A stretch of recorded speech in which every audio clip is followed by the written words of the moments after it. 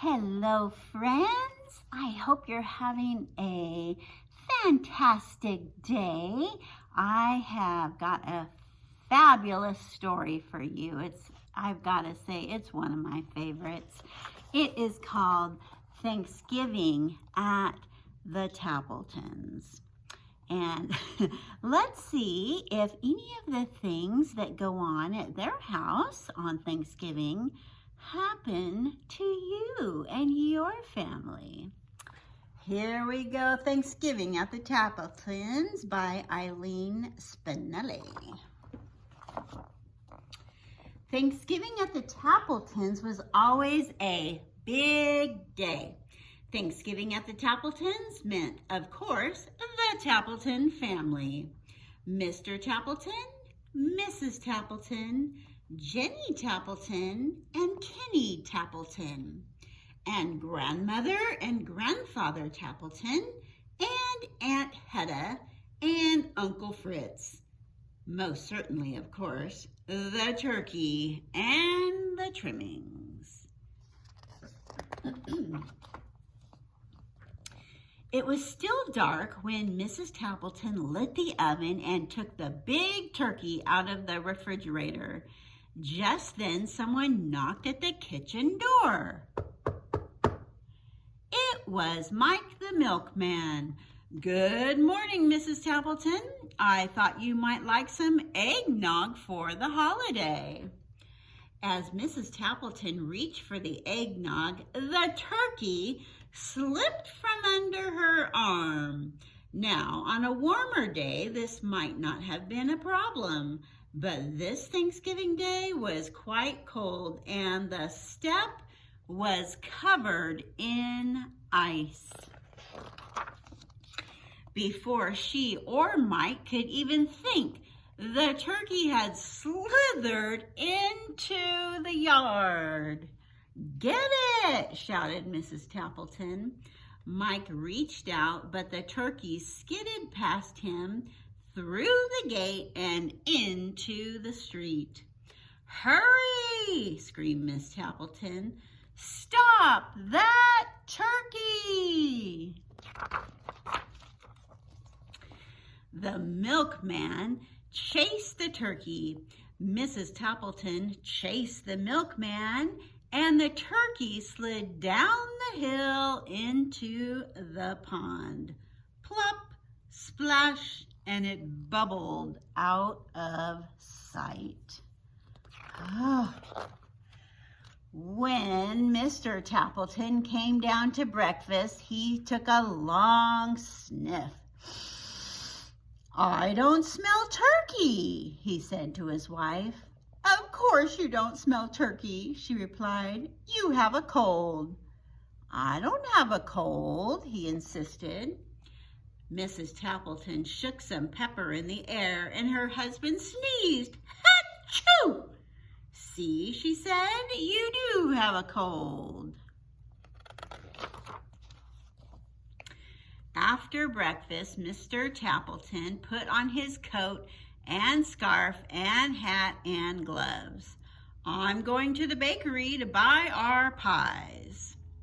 Mrs. Tappleton handed him his boots. "Wear these," she said. "I know for a fact it is quite slippery out today." Sim's bakery was so crowded the line reached out onto the sidewalk. Mr. Tappleton hated to wait in long lines, so he went to the diner for a cup of coffee. By the time he got back, the long line was gone. And so were the pies. No pumpkin, no mince, no rhubarb, nothing. Mr. Tappleton was afraid to go home with nothing. 2 boxes tied up with string, please," he said. Mrs. Sims stared at him. "You mean 2 empty boxes?" "That's right." "My, they feel light," remarked Mrs. Tappleton. "Certainly they are light," retorted Mr. Tappleton. "Mrs. Sims prides herself on how light her pies are." Mrs. Tappleton set the table. She called her son. "Kenny, you may make the salad. There's lettuce in the crisper and carrots and radishes too." Kenny's face grew pale. Just yesterday he had emptied the crisper and fed all the vegetables to the rabbits in Mrs. Butterworth's class. How could he tell his mother? He couldn't. So he covered the empty salad bowl with aluminum foil and stuck it in the back of the refrigerator. Oh my goodness, just nothing is going right, is it? When the others went to pick up their relatives at the train station, Jenny stayed behind to mash the potatoes. Every year this was her job. She loved it. This year she thought, "I'll make them even better. I'll use the blender." Just as Jenny flicked on the switch, the phone rang. It was her best friend Nora. If there was one thing Jenny loved to do better than mashed potatoes, it was talk. Jenny talked and talked and talked to Nora, and she might still be talking today had not a wet glump of something hit her on the back of the head. She turned to see what it was. Splat! Another glump hit her in the face. The blender was going wild and mashed potatoes were flying everywhere. Oh no! Without even saying goodbye to Nora, Jenny hung up the phone, scrubbed her face, and wiped mashed potatoes from nearly everything in the kitchen. She finished just as the others came back.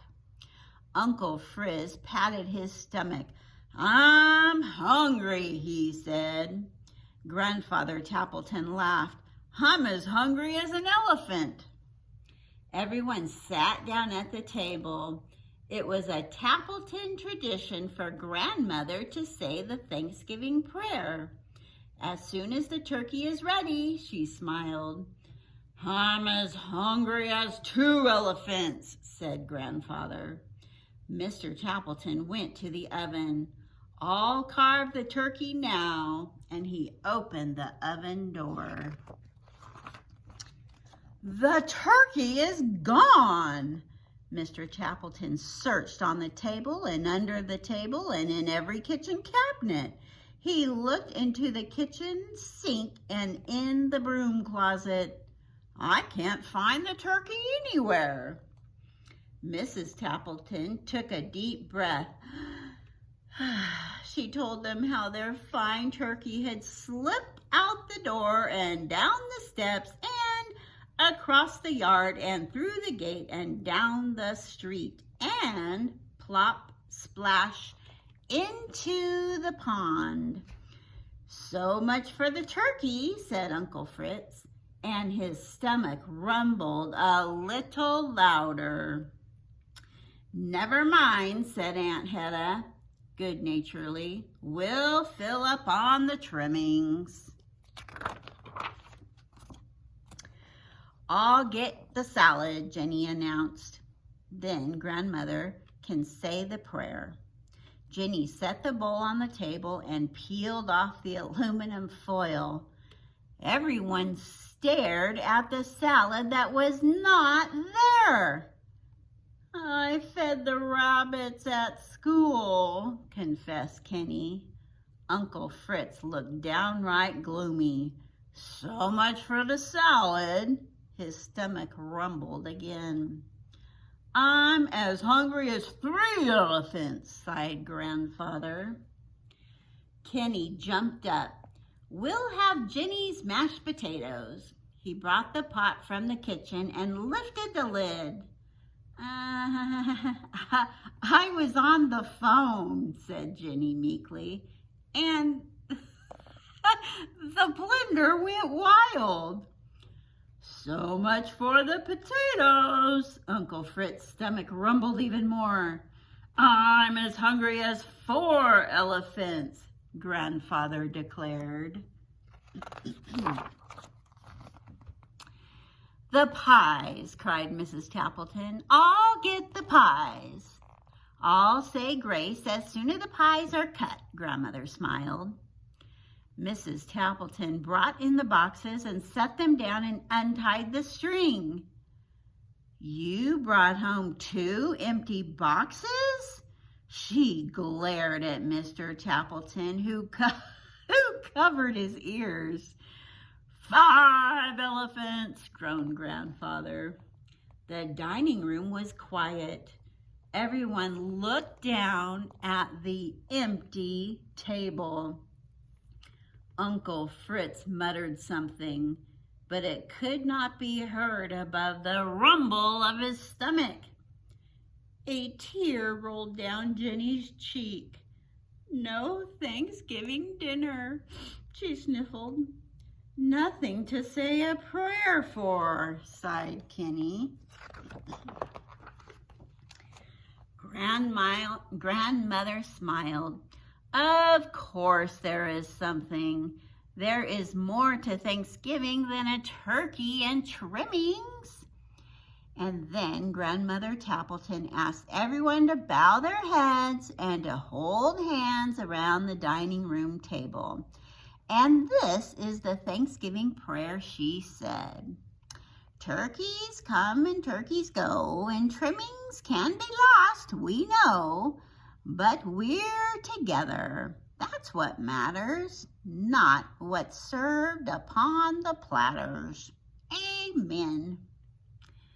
That was a wonderful prayer, said Aunt Hedda. Mrs. Tappleton jumped up. We have liverwurst and cheese in the refrigerator. I'll help fix the sandwiches, offered Mr. Tappleton. Jenny wiped her tear away. I'll get the pickles. Kenny laughed. I'll open a jar of applesauce for dessert. And so the Tappletons had their Thanksgiving dinner after all, until Fritz's stomach stopped rumbling and Grandfather Tappleton ate enough liverwurst to feed 6 elephants. In fact, everyone had plenty to eat, but most of all, they had each other. Is that the funniest story you've ever heard? I love that story. Have you ever had a disaster at Thanksgiving or another holiday? One time, my family went camping and we bought a special kind of turkey cooker that you plug in and you dump the turkey in, and we thought, oh, we'll try this Thanksgiving. And when we thought it was done, we took it out and set it on the table. It was nice and golden brown, but when we cut it open, it was frozen inside. Oh my goodness. But you know what? You just have to laugh those kinds of things off and enjoy the people that you spend it with, because really, that's what's most important, right? Okay, I hope you enjoyed that funny story and you have yourself a great rest of your day. Bye-bye.